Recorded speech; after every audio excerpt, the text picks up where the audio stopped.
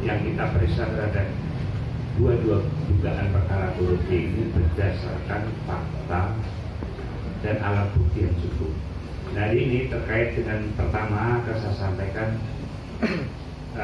secara teknis tolong ditambahkan baik tim penyidik maupun kasih khusus ya untuk menangani ini.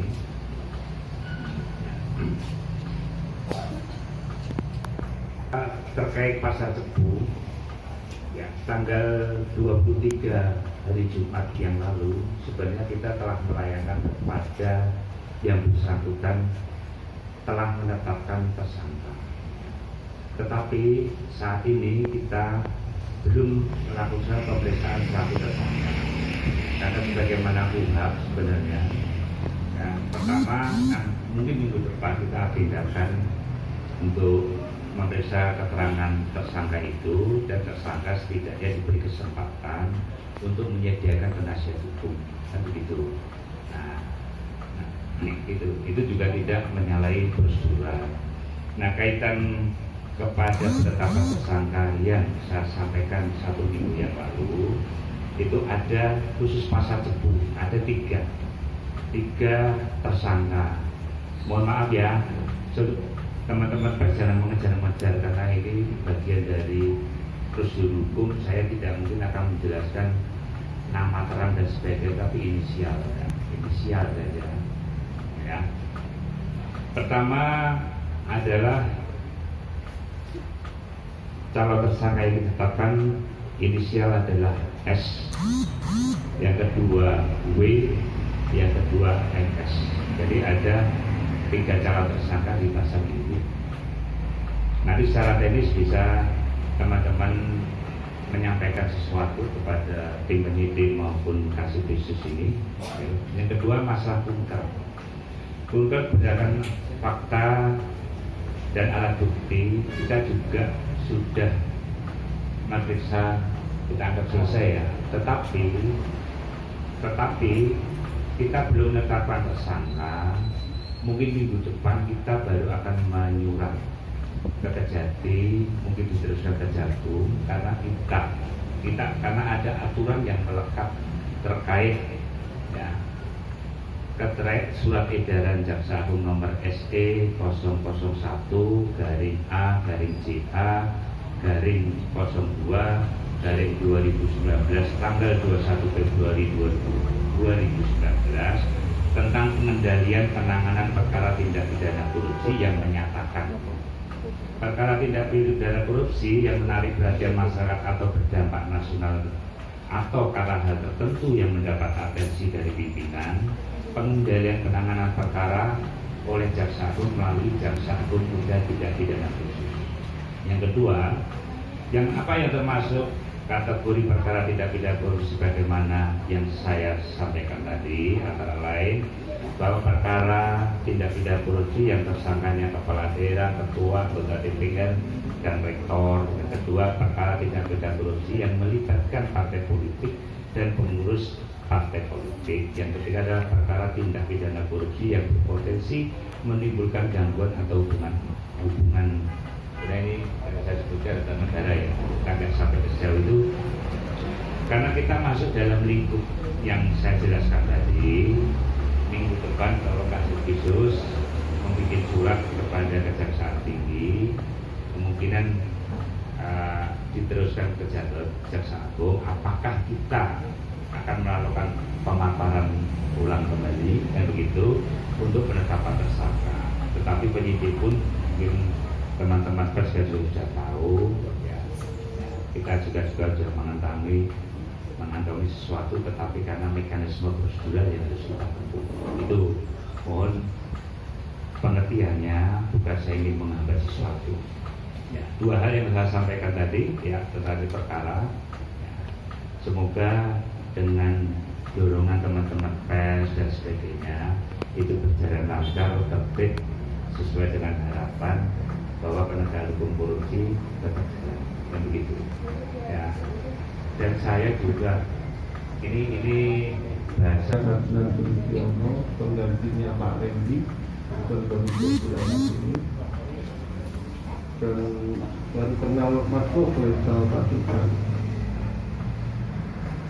Saya sudah sekitar 2 bulan di sini, tapi bekerja untuk kasus ini mungkin 1 bulan karena 2 minggu pertama saya masih konsolidasi, 2 minggu berikutnya sisa dari kemarin teman saya Vitus ada 3 yang positif, jadi saya tidak bisa bekerja karena saya punya komorbid, jadi tidak bisa konsentrasi. Baru seminggu ini saya lanjutkan lagi bekerja.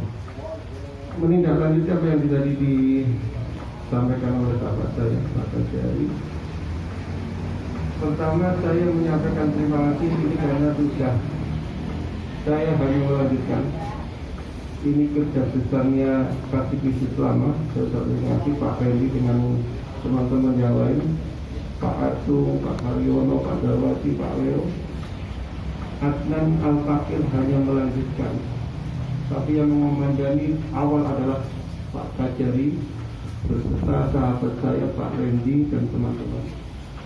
Saya diberi amanah untuk melanjutkan dan saya bersyukur kepada Allah saya diberi kesempatan untuk berbuat, tapi sahabat-sahabat dan bapak saya sudah memulai ini.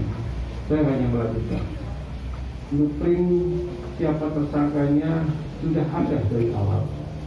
Saya hanya melanjutkan. Makanya sempat ditanya Mas Mukhlis, saya tidak bisa berkata banyak karena ini adalah tindak lanjut pekerjaan saya, tapi saya tidak akan lari karena amanah yang harus saya lakukan. Jadi pertama terima kasih kepada Tuhan saya, kedua pada Pak Kajari, ketiga pada Mas Randy dan teman-teman. Itu harus, karena lebih baik sahabat adalah tetap harus kita kenal. Ini karya momentumnya Mas Randy dan teman-teman. Adnan Al-Fakir hanya melanjutkan. Untuk perkara DPRT, Bapak sudah tadi dijelaskan semua. Pemeriksaan sudah alhamdulillah bisa diselesaikan sampai audit. Tinggal kita melanjutkan esok Bapak ya. Nanti kami segera melayangkan surat ke Kejati. Yang hari ini lebih fokus adalah tentang pasal induk tersebut. Apa yang Adnan lakukan pada awal tentang induk tersebut adalah saya mendalami apa yang telah sahabat-sahabat saya periksa, karena saya sebagai kasih harus tahu blueprint tersangka itu kenapa seperti itu harus jadi tersangka. Saya mempelajari kali ini pertanggungjawaban saya telah di hadapan Tuhannya. Minimal di asap kubur. Kalau saya salah parah, Bapak salah tanda tangan, resikonya 7 turunan. Saya tidak mau itu. Bekerja bukan kinerja, bekerja bukan pencitraan. Bekerja adalah berhadapan dengan Tuhan kita masing-masing. Karena bunyinya demi keadilan. Satu hal, jangan pernah sia-sia, kita diciptakan oleh Allah, oleh Tuhan kita. Sehingga tahap pertama yang sudah dilakukan untuk pasal itu adalah saya dan teman-teman melakukan pendalaman dan penambahan saksi untuk meyakinkan korban saya bahwa ABCD atau si bulan-bulan menjadi PSK. Tidak boleh main-main, karena ini berhadapan dengan Tuhan kelak. Kita tidak tahu umur kita apa. Setelah itu kami berdiskusi dengan tim, dengan Pak Kajari. Dia sampai ada sedikit perang urat saraf lah, segala macam, karena lebih baik perintah Bapak, lebih baik geger di dalam daripada di luar. Daripada tidak sukses pekerjaan ini, lebih baik geger di dalam. Pintaran kami. Alhamdulillah pada hari Jumat tanggal 23 dan tanggal 22 kronologisnya Pak Kajari sudah meng-ACC untuk penetapan tersangka dan penandatangan tersangka pada tanggal 20 Jumat 23 Juli 2021. Saya sebutkan penetapan tersangka atas nama S berdasarkan surat perintah Pak Kajari Kepala Kejaksaan Negara nomor 596 dari miring L.3.8 dari FG.1 dari 07 2021 tanggal 23 Juli 2021 untuk tersangka S.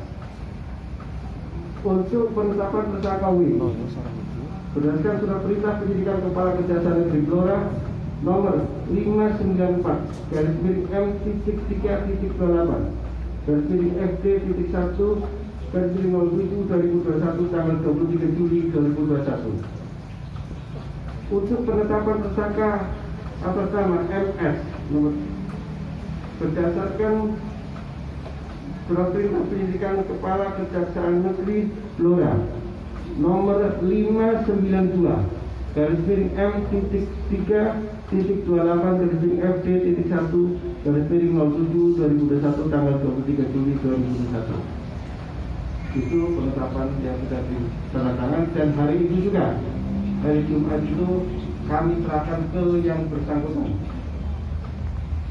langsung diserahkan semuanya. Dan hari Senin diantar SPDP SPDP ya ke yang bersangkutan semua. Jadi insya Allah semua prosedur tentang penanganan perkara insya Allah sudah Al-Fakir serahkan ke yang bersangkutan. Karena ini tentang masalah keadilan, jadi formil harus dikedepankan juga.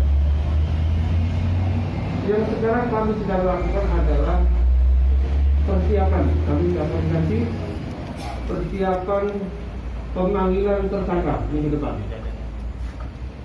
dengan memberikan catatan untuk menyiapkan pengacara masing-masing. Dan kami tim dibantu oleh staf kami itu bertiga, Mas Eko, Mas Alam, Mbak Ibu sedang memilah-milah pemberkasan sehingga secepatnya setelah pemeriksaan tersangka bisa langsung diberkas dan tahap selanjutnya bisa kita lakukan. Dan nanti kita bisa konfirmasi ke panjenengan semua. Sedang pasal yang ditangkakan, ini mungkin ditanyakan ya, pasal yang ditangkakan, biar tidak banyak pertanyaan. Pasal untuk pertama sesuai dengan penyelidikan, kita lanjut penyelidikan awal, dan penyelidikan pasal yang diterapkan satu pasal 12 huruf E Undang-Undang nomor 20 tahun 2001 tentang perubahan atas Undang-Undang nomor 31 tahun 99 tentang pemberantasan tindak pidana korupsi, Yungto pasal 55 ayat 1 ke 1 KUHP, Yungto pasal 64 ayat 1 KUHP. Kedua, pasal 11 Undang-Undang RI nomor 20 tahun 2001 tentang perubahan atas Undang-Undang nomor 31 tahun 99 tentang pemberantasan tindak pidana korupsi, Yungto pasal 55 ayat 1 ke 1 KUHP, Yungto pasal 64 ayat 1 KUHP.